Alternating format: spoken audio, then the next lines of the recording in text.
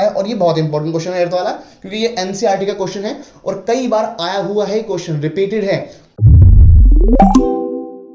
Hello दोस्तों, कैसे हम बात करने वाले हैं 9 का पॉलिनोमियल चैप्टर और उससे आपका क्वेश्चन आता है 8 नंबर का और उस चैप्टर से रिलेटेड सारे के सारे इंपॉर्टेंट क्वेश्चन जो कि आने ही आने हैं।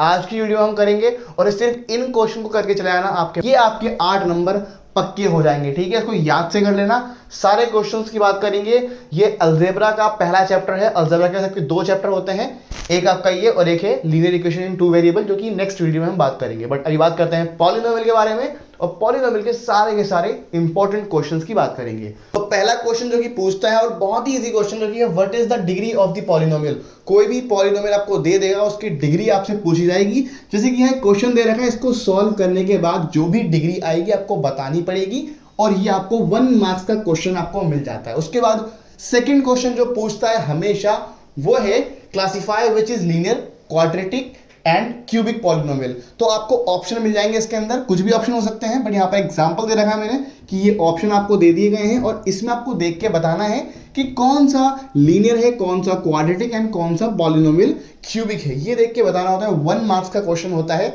एग्जाम्पल भी पूछ सकता है कि give an example of any cubic polynomial, तब भी आपको उसके 1 मार्क्स मिल जाते हैं। तो ये क्वेश्चन पक्का आता है, करके चले आना।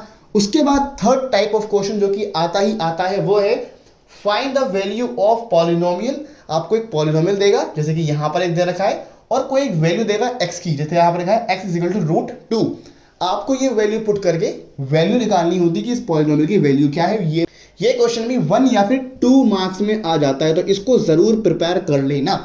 उसके बाद फैक्टराइजेशन, जो कि इस चैप्टर का सबसे इंपॉर्टेंट पार्ट है, ये भी हमेशा आता है कि आपको फॉर्मूला देता है, उसके आपके फैक्टराइज करना होता है। तो अगर इस टाइप से क्वेश्चन आता है तो ये तो 1 या फिर 2 मार्क्स में क्वेश्चन पूछता है, क्योंकि ये इजी कैटेगरी में आता है। और अगर ये आपका क्यूबिक फॉर्म में होता है तो ये 2 मार्क्स में पहुंच जाता है।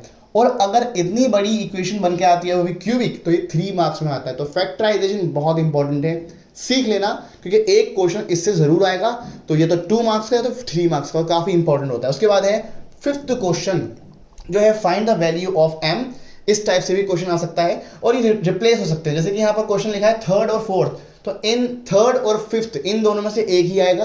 तो या तो इस कैटेगरी का आएगा या तो फिर इस कैटेगरी का आएगा। यानी कि यहाँ पर आपको m की वैल्यू निकालनी होगी। आपको एक पॉलिनोमियल दे रखा होगा, उससे x की वैल्यू निकाल के यहाँ आपको पुट करनी होगी इस पॉलिनोमियल में और m की वैल्यू निकालनी होती। ठीक है, तो या तो 1 मार्क्स का या फिर 2 मार्क्स का क्वेश्चन आता ही आता है। ठीक है, तो ये जो क्वेश्चन लिखे हैं इनमें से कुछ क्वेश्चन आते हैं हमेशा। अभी सारे नहीं आएंगे, वैसा नहीं बोला सारे आएंगे, इनमें से कुछ क्वेश्चन 100% आएंगे। तो ये जितने भी क्वेश्चन आपके 12 क्वेश्चन है, इनको प्रिपेयर कर लेना।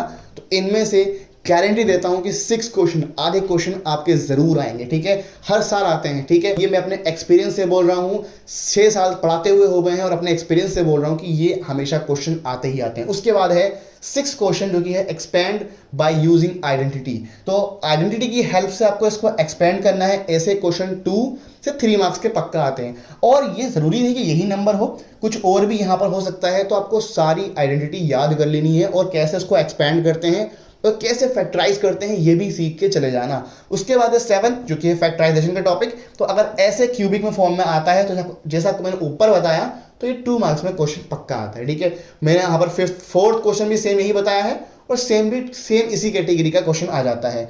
8th अगर ऐसे क्वेश्चन बन के आता है तो ये 2 मार्क्स का आता है और ये बहुत इंपॉर्टेंट क्वेश्चन है 8th वाला, क्योंकि ये एनसीईआरटी का क्वेश्चन है और कई बार आया हुआ है, क्वेश्चन रिपीटेड है। तो ये क्वेश्चन आने के चांसेस जरूर रहेंगे। 2 से 3 मार्क्स में ये क्वेश्चन आता है।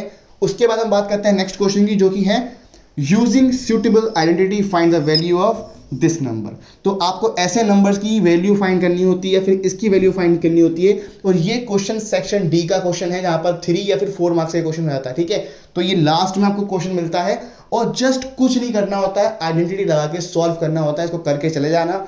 उसके बाद है 10th क्वेश्चन प्रूफ। ये प्रूफ वाले क्वेश्चन पक्का आता है और ये भी लास्ट सेक्शन के क्वेश्चन होते हैं।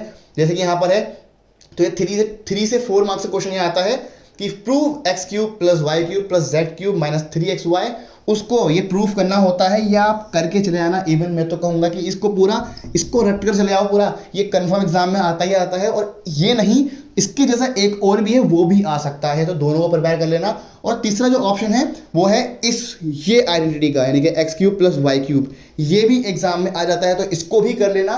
तो जितनी प्रूफ वाले क्वेश्चन है ना, इनको जरूर कर लेना। गिनती के 4 हैं, एक आपका ये हुआ और एक इसी कैटेगरी का बुक के अंदर एक और क्वेश्चन है, उसको भी कर लेना। सेकंड आपका ये हो गया, और थर्ड क्वेश्चन है ये x plus y plus z is equal to 0 होता है, तो आपको प्रूफ करना होता है कि x cube plus y cube plus z cube is equal to 3xy, ये आपको प्रूफ करना होता है। ये भी 3 मार्क्स के क्वेश्चन है, एग्जाम में जरूर आते हैं।